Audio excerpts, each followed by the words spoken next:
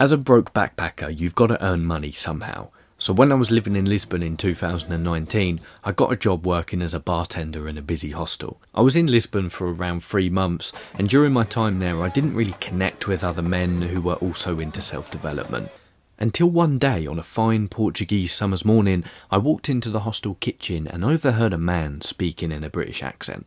I instantly turned around and thought, well, hello, my fine chum, perhaps we can converse on the greatest of matters which beset our minds. So I introduced myself and sparked up a conversation. He turned and I knew what he was thinking. Well, hello, fellow chap of the Empire, let's converse like good old companions. We began talking and he initially struck me as an interesting man. Only a few years older than me. I was 19 at the time and he was around 21. I asked him what he'd been doing that day and he told me he'd sourced the finest apple cider vinegar from a local flea market. He even showed me the bowl. What ensued after that was an unsolicited monologue from him about how he's optimised his life to only eat the essential foods which will harmonise his chi, and how he has boundless energy in the bedroom with women because he doesn't watch porn or masturbate. You know when you're speaking to someone and they stare at you so intensely you think that they've lost their keys in your eyes? He was staring at me like this while saying all of this. Death staring eye contact for a full 5 minutes. When his speech to the high gods of self-development was complete, I commended him on his semen retention, as that's something I also practice. I also praised his dedication for self-improvement. However, whilst listening to him, I couldn't help but think, bloody hell mate, you're actually really boring to listen to. Since meeting this fellow, I've held him in my mind ever since as a anti-ideal to something I never want to be in my life. We'll call this persona Serious Simon. I've always been pretty disciplined. Being raised by a single mum of 4, you kind of have to be. Since I can remember, I recall being taken to boxing once a week, football twice a week, and being told the importance of doing my homework as soon as I got in from school, and then I could play Skyrim into the evening. I've been able to carry this self-discipline into adulthood, and it's served me well. But there's one missing piece to the discipline equation that I've only just pieced together this year, and it's something our Serious Simon friend was also lacking, if I may say so. The missing piece to the puzzle is playfulness. As men, we all understand the importance of discipline. In fact, most of the self-development messages we absorb could literally be summarised in one sentence: prioritise the long term over the short term. There you have it. I've saved you the need to read any more self-help books. I love watching the motivational masculinity messages on YouTube, especially David Goggins screaming, "They don't know me, son," because they boost my testosterone by precisely 503%. But there's a phenomenon I've started to notice amongst my masculine friends and myself, which always leaves us miserable and a pain to socialise with. To diagnose the problem simply, let's call it trench fever.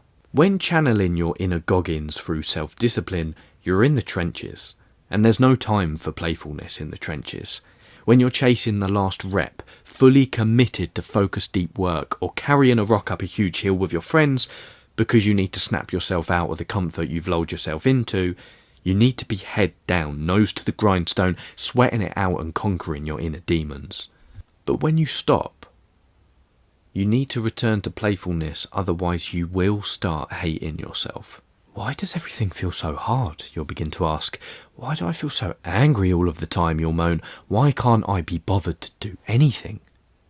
The antidote to trench fever is playfulness, because playfulness snaps you out of the masculine do mode which conspires most of your life. You're amazing at getting things done, being productive, optimising your life, but in conversation with a woman you've never met before, you're dull, clumsy, and constantly thinking of what to say next. When you've caught trench fever, you're obsessed with ticking off the next task, completing the next duty, destroying the opposition in the rain for extra cinematic effect.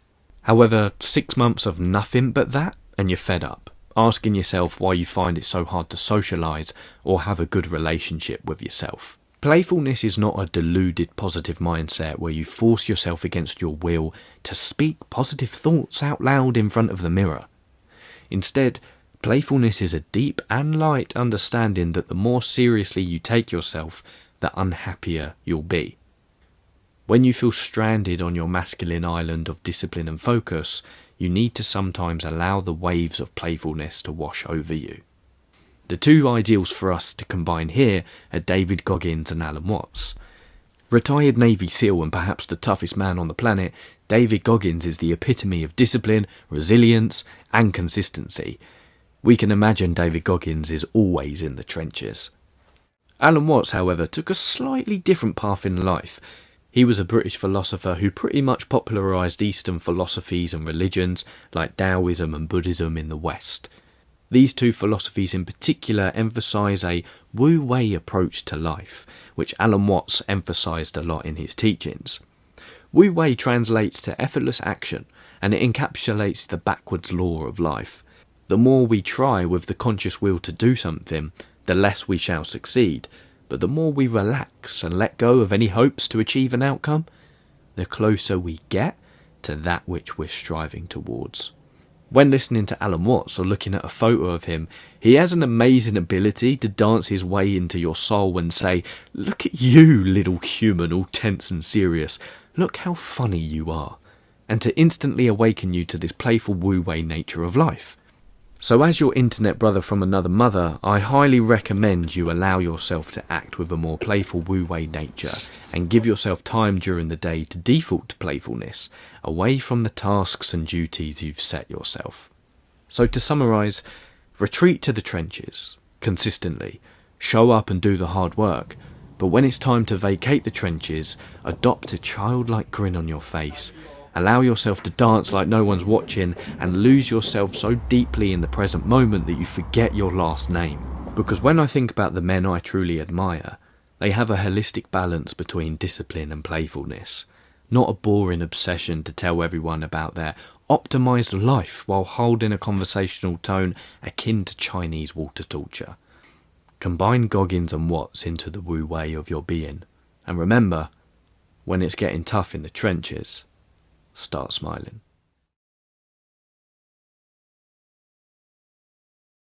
So I'm just trying to sleep, yeah, and I've just got these two mongs in my room. I wasn't even going.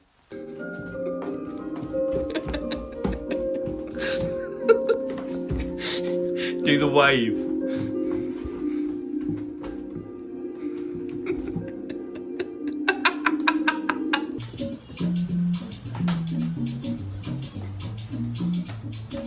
Jules,